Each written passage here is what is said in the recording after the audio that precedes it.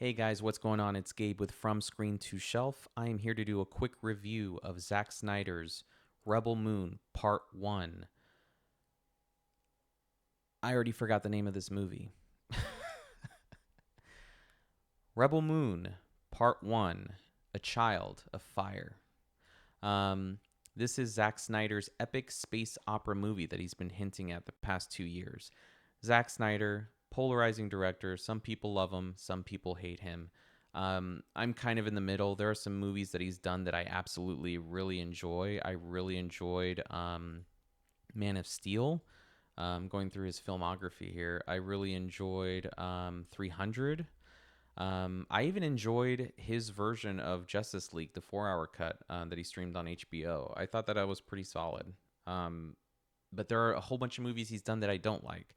I didn't like Army of the Dead. I didn't like Sucker Punch. I didn't like Legends of the Guardians. I'm just like really split with him as a director. He sometimes releases some cool material, and other times it's just kind of forgettable. And let us not forget Batman versus Superman, which had me walking out of the theater extremely depressed. As a Batman fanatic and a Superman fanatic, that movie just did not do it for me. But that being said, I'm always willing to check out what Zack Snyder's releasing. I think he's a good guy. He's a very passionate guy, a very passionate filmmaker, and I think he gets excited about the stuff that he's doing. It's just sometimes it just doesn't translate well into a movie. So, Rebel Moon, his epic space opera, which he says is kind of modeled after Star Wars. We're gonna go over the plot of the movie, no spoilers. We're gonna go over acting, production, all that stuff, and I'll give you my quick take and probable score of the movie. I saw it a few days ago. Rebel Moon is about a young woman named Cora who is on a remote planet, who's living in a small village. Immediately, you get the sense that there is some history to this character. She's been through some things, and you also get the vibe that she's kind of being pursued.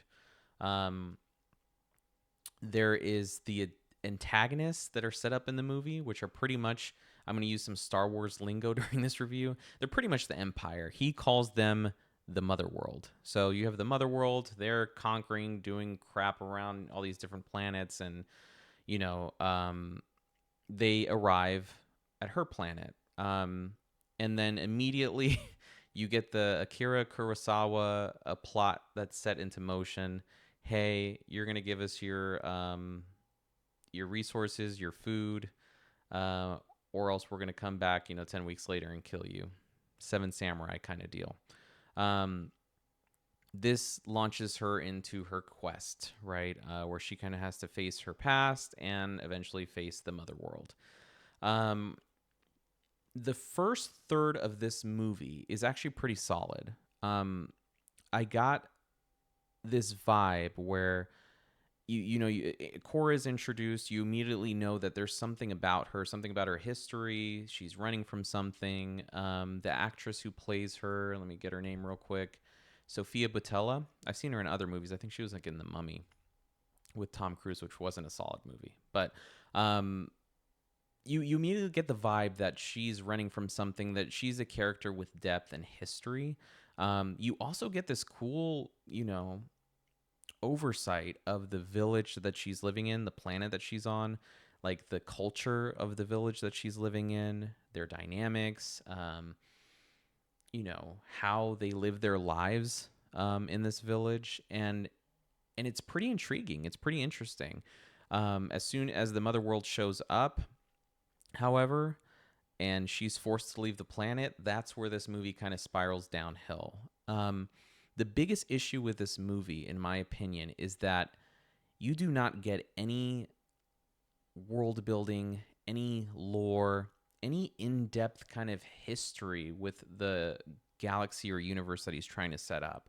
The best analogy I can give you guys is personally, I think George Lucas, when he was developing Star Wars, he did an amazing job at establishing lore and culture with every planet that you were on. So, like when you were on Tatooine, you immediately knew this is like a very desolate planet. When they mention kind of the outer rim, like that this is kind of the wild west of the galaxy, so to speak. You know that there are like bounty hunters. You know that there is probably no solid political rule over this planet. Everyone's just kind of on their own. And it's intriguing. You go to Coruscant, you instantly know, like, hey, this is like the political hub of the galaxy, very populated city, people doing stuff in the shadows, very different culture and vibe. You don't get that with Rebel Moon. The problem with Rebel Moon is, I think visually and mentally, Zack Snyder saw this as like an epic space opera. He's like, I'm going to go to planet to planet to planet, and you get that, but you just don't get any lore or history with those planets or the galaxy as a whole. You just have like a brief narrative at the beginning, which is kind of like the opening crawl of Star Wars. And I'm going to keep using Star Wars analogies here because he's kind of framed this after Star Wars. You get that opening narrative, and then after that's it. So when Korra is trying to assemble her team to protect the village, she's going from planet to planet to planet, and nothing's really happening. She goes to the planet, you get a cool, like, eye candy for a little bit. She gets, the squad member she wants, and they dip out. And that's about it. I didn't get any, sense as to how these planets played a role into the galaxy, if they were like for or against the mother world. A good example is she gets this character, her name is Nemesis. Cool character. I don't know anything about her history. I don't know anything about the planet she's on. And there was another one too, some gladiator planet that we get to go to, that contained this general who had led armies against the mother world. And when I heard that, I'm like, cool, we're going to see a gladiator planet. That sounds intriguing. You get there, they kind of just pick them up and leave. There is really no exploration or depth into the universe he's building. I think with a lot of different, like, fantasy or sci-fi kind of epics, you really need to do your justice in developing the world that you're trying to create. Like Lord of the Rings or Game of Thrones, when you establish like a history, lore, mythos, culture, then you start kind of developing a story within that world. And I think Zack Snyder kind of did the opposite. He just kind of had this story, and he's like, it's going to be set in all these different planets, and we're going to go to these planets, and it's going to be a fun time. The problem is it's really not a fun time. It definitely has some pacing issues. There were times where I was getting bored. There are some cool action scenes. Don't get me wrong. I think Zack Snyder knows, how to sequence a solid action scene, but that's only going to get you so far. And kind of at the end, what you're left with is a story with an intriguing opening chapter that kind of fizzles out.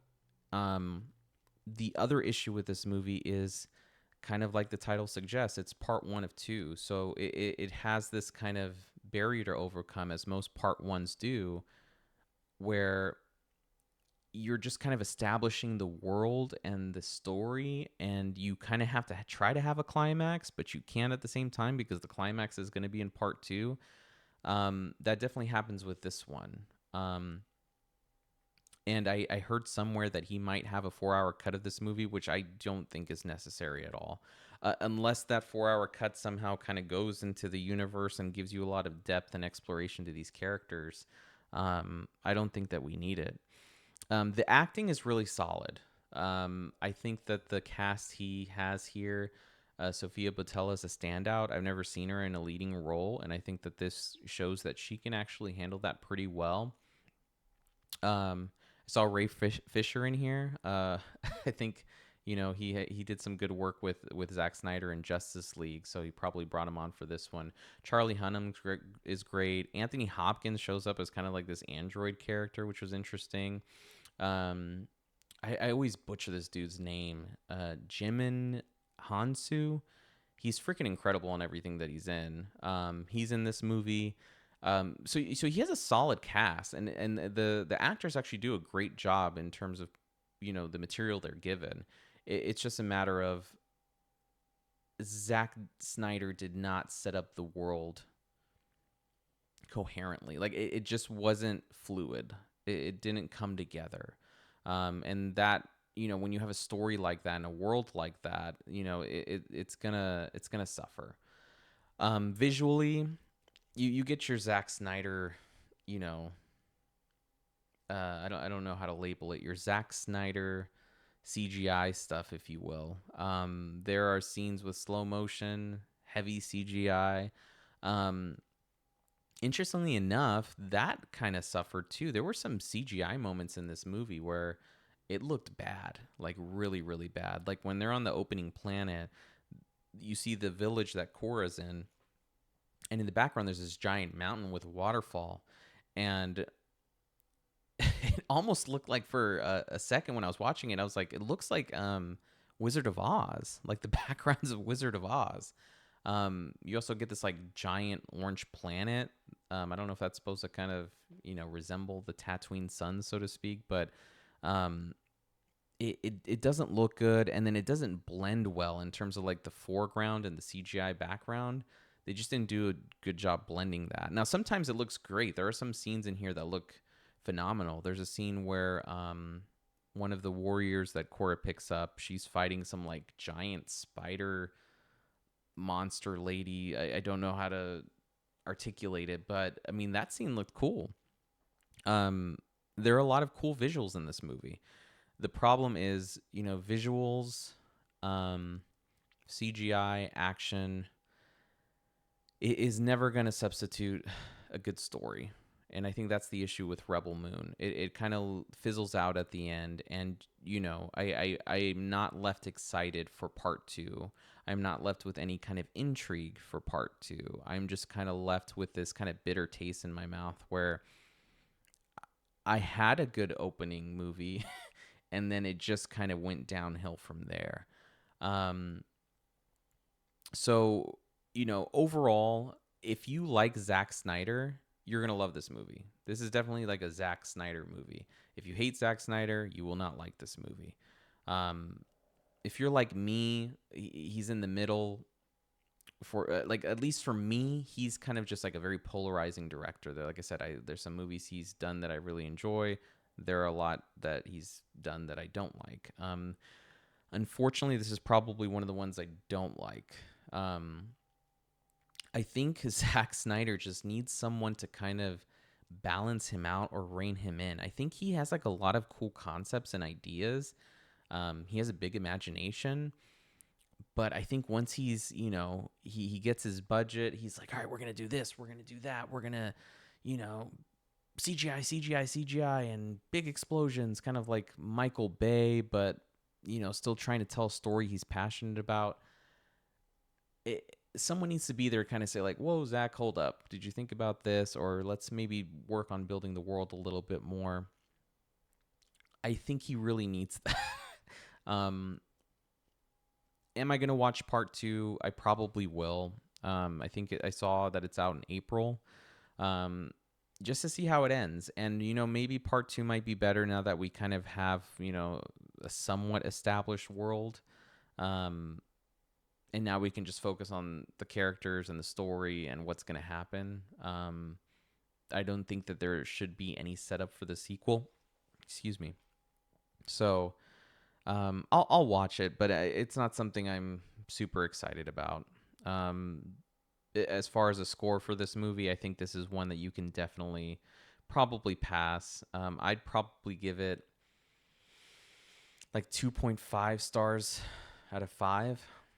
So 2.5 out of 5 or a 4.5 out of 10 or 5 out of 10. It's kind of forgettable, unfortunately.